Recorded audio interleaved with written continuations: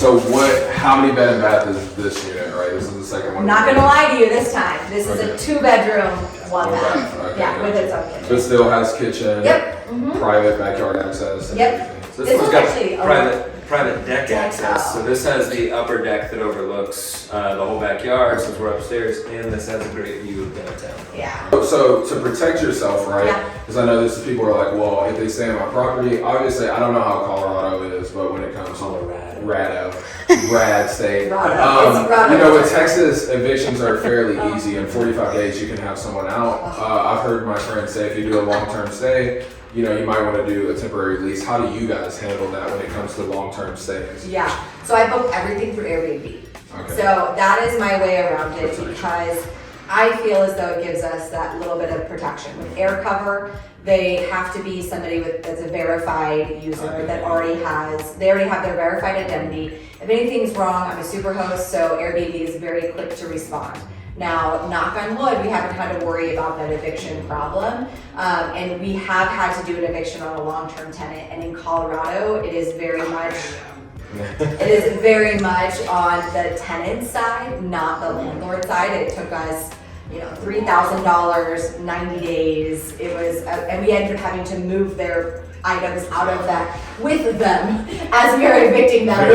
We're carrying their TVs down. You're keeping this? Yeah. It took so much for me not to just carry their TV out. Whoops! Sorry, I tripped. Airbnb is so valid and so legitimate that no one looks at that and they're like, oh, that's sketchy. Yeah, come rent my place with a picture. That's kind of weird. Also, essentially, you could add a discount. Yeah. Right? Yeah. Whether they're actually getting a discount or not, Exactly. they feel like they're getting a really good deal. And I think the protection asset on both sides. Because we have had some incidences where guests left or something happened, and Airbnb does take care of it very quickly. Yeah, they are really good. It's a renter's or a landlord's best friend Yeah. if you're getting into short term or medium term.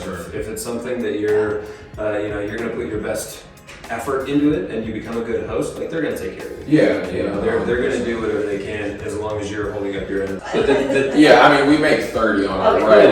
We charge 130. It's $100. Yeah. It's also a buffer too, right? Yeah. Because if they come in and they complain, I'll give you half of your cleaning fee back, right? So it's also a little bit of a buffer. But I think about this as we start to refine our Airbnbs as we get more, and I do want to do longer stays just because with Houston we have the medical district and all these things where people do want to come stay for a month, but how can I tailor to them, right? Like I said, I want to learn, but I'm also very selfish as well. So. And honestly, I don't know if you mentioned this, right? He was giving me the key, but at the end of the day, a short-term rental, we've said before, I think she's mentioning how, hey, sometimes short-term rentals, the kitchen doesn't matter as much, right? They go in and they worry about the microwave, and that's it. And they kind of go in, they might have a rager, quick party, they're in there for a reason, and it's usually quick in and out.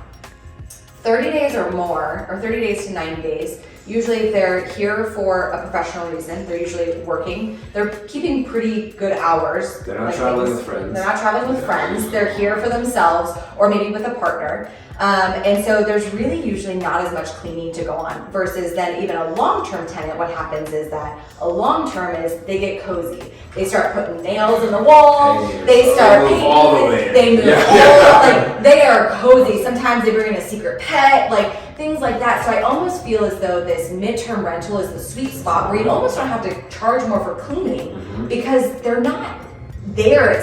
They're not really involved in the space as much. The way I look at it is short-term renters, they come in for a purpose, like you said, over the weekend. They don't care the quality because they don't have to stay there very long. They don't care they want the wow effect. Well, they want the wow effect. They don't care about upkeeping the quality. They don't care about keeping it clean. They don't care if they damage stuff. They're gone in 3 days. Whereas a long-term tenant, kind of the same thing, but things get out of hand. Things just, they just start taking a left turn and they just don't notice over the course of a year or two. Or you find out when they leave. Yes, a year later, what? So the midterm, they're there long enough that they want to take care of it. In exchange for hey, the short-term person, they're there, they don't give a shit about anything. This person's there just longer than that where they want to take care of it, but not long enough to ruin it. So both sides of that spectrum have a tendency to ruin it, whether it's short or long. But midterm, it really is the perfect duration. Yeah. I do have a question though, right? We talk about financing. For us, we typically do private money.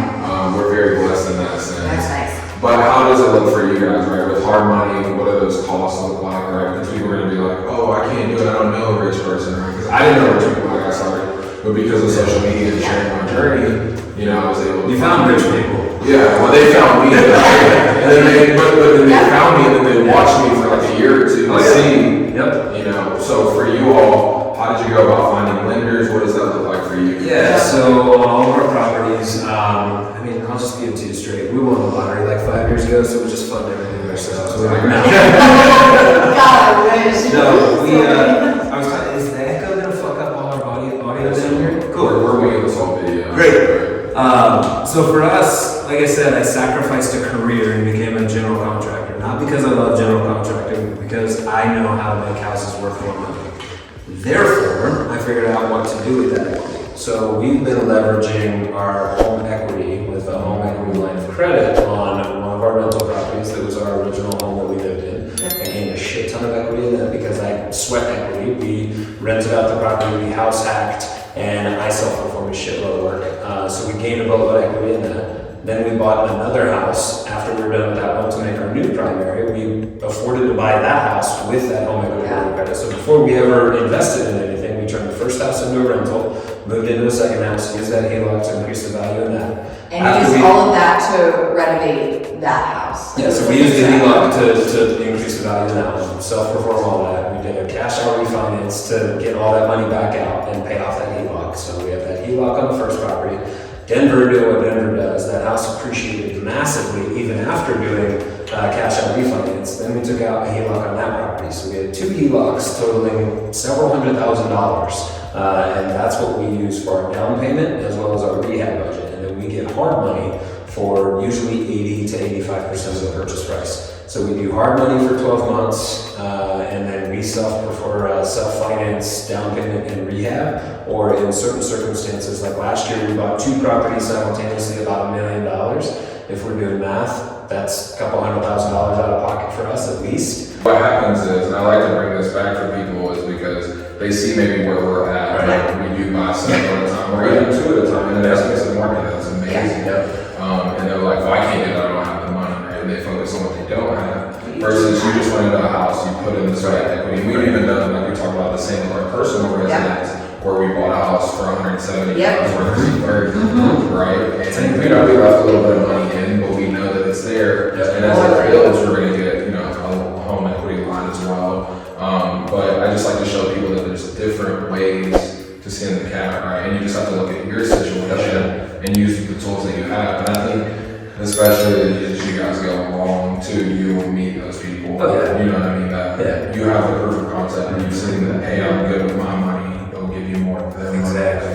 And that's the next thing. I mean, a couple things that you mentioned that I like is everyone looks at where we're at and what we're doing now. They're like, oh, I can't do this. I don't have $400,000 in HELOCs. Neither did I 10 years ago. 10 years. That's the thing that people fail to realize. They look at us and they're like, oh, I just learned about you. I just heard what you're doing and see what you're doing in other podcasts. And, you know, you're creating, you know, content and you're dealing with these high net worth individuals. I'm like, yeah, 10 years ago when I started doing this, I wasn't that person. We were bartending and we were screaming at all of our money. So everyone wants to get started, get split, and be in our shoes tomorrow, fails to realize the effort and the time and the sacrifice that goes into getting where we are. And that's such a misconception where people are like, I'm ready. How do I do this? How do I start? I'm like, well, understand that there is no such thing as an overnight success. We're the longest overnight success there's ever been. It's been a 10-year process. Same I don't know, it's scary. We joke about this, just about life and personal circumstances versus now real estate. If something came easy to me, it scares the shit out of me. I'm a total pessimist on that. People are like, this is a good deal. I'm like, no. Too good things though. Like, it takes time. And I've come to the acceptance that that's just my life, right? But the better things they do take, like same thing. I've been doing real estate for 6 years now. And I was waiting tables as well, right? Did a wholesale deal and that snowballed to now where we're doing more and made these connections. But it's also learning, doing a lot of things the wrong way, but being okay and not scared to just take action and not look like a fool, right? We talk a lot about that too. We worry sometimes about what family and friends and people are going to think, rather than worrying about our future and how we're going to set our own family up to change that. And I think that's very important. Yeah. It's hard to turn over that stone and really start, trying to go after your dreams when your family's never thought or heard of you doing this. And it's just this new brainiac idea. You got, I'm an investor and say, okay. Yeah. And it's expensive market. I can't see for Houston, it's rather affordable. So people are like, I kind of get it. Sure. But you tell your family, I'm gonna go spend $700,000 on my house. They look at you like you got two heads. It's not something that. When you already have 4 houses in this market, and you're like, wait, what? Yeah, and then interest rates are going up. So it's people. I think people get focused on the bad and what can go wrong. And even though we do focus on those as well, we look at what could go wrong. What could go right is the best question you could ask. Even if you're new. If you're new, or especially if you're new, it's like, what could go right? What would happen if everything went the way that I'm planning? That's oftentimes, if you're willing to put in the time and the effort at learning and screwing up a couple times, oftentimes what could go right is what's going to happen. It's more likely than not. So I think people need to shift their mindset on that more than anything. Well, even still, this isn't a plug at all, but so Tyler co-hosts the rookie boot camp on Bigger Pockets, and it's so fun because I think out of what you guys have, like a couple hundred, 500 students. I think the last time was a little bit smaller. We had some small cohorts. And you know how many people really take action after spending the time, spending the moment? Yeah. Yes. But those people that are willing to actually take the knowledge, take action, and say, hey, I'm willing to learn something new, change my life. I'm actually going to reach out and become friends with Tyler or become friends with Derek and say, hey, like, what can I learn from you, or what can I learn to do, or how can I maybe just go and wholesale my first deal just to learn to network and learn people in the market, and maybe that's my first step. And those people are crushing it. But it's amazing to watch people change their lives, and they're willing to put in the work to do it. But Because it's people not that expect it willing. quick and easy, it's Yeah. so hard to watch them and be like, it didn't happen that way for me. What makes you think it's gonna happen that way for you? You might get lucky, but that's what it's, it takes hard work. Luck doesn't happen. Luck doesn't happen. It's The harder I work, the luckier I seem to get. It's crazy how that works. But to go to your private money thing, and I think that's our next step. That's our next cat to skin, is figuring out how do we do bigger projects, how do we do more projects, and not have to leverage absolutely everything we have. And we're not keen on partners. Partnering with people isn't necessarily something that we haven't needed to, because we can self-perform everything. We can do all the funding. We've got all the relationships. There's really not a position that someone else is going to step in and fill that we require. But private money would definitely open the door for us to be able to start taking on larger, because we like to do larger multi-family. And it's saying that's where we're at too. And a lot of the flips and the craziness that I've done over the last year was to get them comfortable with the bigger amounts. Like even now that things are going bad, as I was talking about that earlier, and she's cool. Just having those conversations of like, hey, this is what's going on in the market. This is also, and to the point where they've come to me like, hey, we should go buy some multifamily as well. And not because I think what I struggled with was the private money. It's like, why would these people give me this money? And then we have a deal go on for a year and a half, and I have to pay somebody $40,000 and they didn't do anything. I'm like, I get it. Yeah. Right? Yeah. How do I get to that side of the table as well? To be the point where you're the person getting $40,000 and do nothing. And that's where people are investing in syndication. And I think that's where we're realizing, hey, we could be putting our money into things where we're getting passive income versus investing in syndication. Which we are going to ultimately get that income back, but in this 6 to 8 month period where we're just paying for holding costs, we're paying somebody else's interest. Well, none of it's passive. None of it's you see us here passive. stepping on nails. I mean, this is not a passive game, but it's giving us some massive return. And nothing is, if you look at any of us, nothing is actually passive. No. Unless it's syndication. Or even then. For the property, we broke down midterms, and now let's just talk. We'll end it here with the numbers, right? So you purchased it for $730. Yep. What is rehab, and then because I know you're gonna burn out of it, what does that look like? Yeah, so we purchased at $730. It appraised as is at $800. So we just walked into $70,000 in equity. Rehab is going to be closer to probably $125, $130. Yep. So that's going to put us at $7,850 all in. And we already had an appraisal for the after repair value that came in at $1.188 million. So almost $1.2 million.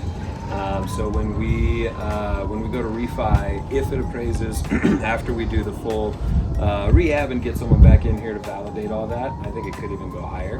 But if it appraises at 1.88 at 75%, 1.188. well, I'm sorry, Sorry. 1.188. Yeah. We could refi all the way up to $891,000 for the new mortgage.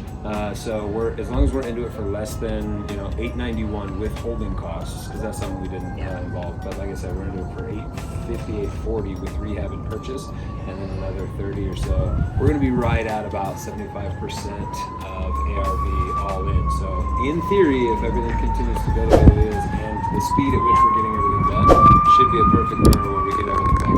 Now, we did talk about numbers and percentages, right, with everything that's changing in the environment. So there is a chance that we don't immediately refinance out of our interest-only hard money. So we have interest-only hard money for a year. And so we are going to run the numbers to say, hey, is it smart for us just to keep interest only? I think our mortgage payment, our hard money payment at interest only is right around $4,800 a month. And so it's saying, hey, we're going to be renting this place out for close to $9,000 a month. Do we just take that money and take that net income, hold it for a little while until we're ready to refinance, see what rates what happens with rates, and kind of we have a year at 8.5%, which when we're looking at 7.5 to 7.6, is it really worth The market's everything? going to be at 8.5 Yeah. pretty damn soon, it seems like. So. Yeah.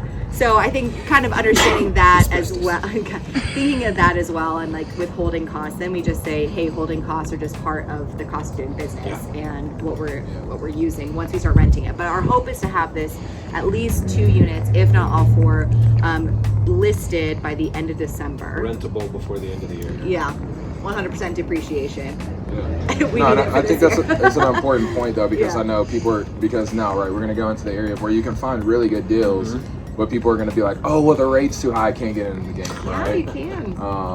And I think, like you said, you'll always figure it out. You can always refinance. Oh, yeah. The rates aren't always going to be this high. No. I mean, the rates haven't been this high, I think, since like the 80s or something. Yeah, So it's exactly. like, we're unparalleled times, but we're going to be able to find really great deals over the next year. So If you're willing to be uncomfortable, I think, and if you're willing to run your numbers, and like you said, some of these are scary numbers for people, right? Like, oh gosh, 730,000, Yeah. 130,000, 890,000. Like, it seems like a lot of money. But at the end of the day, it's the same as a $300,000 house. When you get your money back, it doesn't really matter what you're playing with, as long as it all comes down to ratios and math. It Yes. doesn't matter how big the numbers are. I'm not scared of big numbers. I'm scared of the pencil not working out on paper when I do the analysis. That's what turns me off from a project, not the purchase price, not the rehab price. If it's a hefty dollar amount, as long as the math checks out and as long as the analysis, it's a ratio. So as long as that ratio makes sense for us, we're going to keep investing in Denver. We're going to keep spending what other people look at as crazy amounts of money, but it's going to be a perfect burr. We're going to create massive amounts of wealth over the next few years as we continue to buy assets, performing assets in a very quickly appreciating market. I don't think Denver, based on everything that we've been seeing, is going to go south of where it is. It's always going to. yeah, same with Houston. I mean, Yeah, even exactly. even if they temper off a little, because things did get crazy. Yeah. They're long term real estate. Even if you bought a terrible deal, even in 50 years, you would still essentially make your money Yeah, back. exactly. Not telling you to go buy bad deals. don't buy a but, bad deal, but you know, But if you do, If you would accidentally still do. make your money Yeah. back. Yeah. Right? buy real estate and wait. Don't wait to buy real estate. Absolutely. That's the biggest takeaway. Is that shit'll get better. Absolutely. So I appreciate you guys watching this video. If you're not already, I'm going to tag Tyler and Zosia in the link down below. And make sure you're following them because they're killing it out here in Denver. Great friends to have as well as this relationship grows. So I appreciate you guys watching. Until next time.